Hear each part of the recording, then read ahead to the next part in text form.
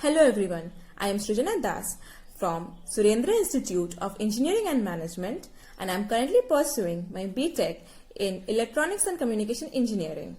I am in 4th year, that is the final year of my engineering, and this experience in my college has been a great experience. Our college campus is a ragging-free campus. There is an anti-ragging cell formed by our college to ensure that there are no such activities taking place in our college. Our faculty members are very hardworking as they put in a lot of effort to make us understand and complete the syllabus. Apart from studies, our college also focuses in extracurricular activities such as football and cricket matches.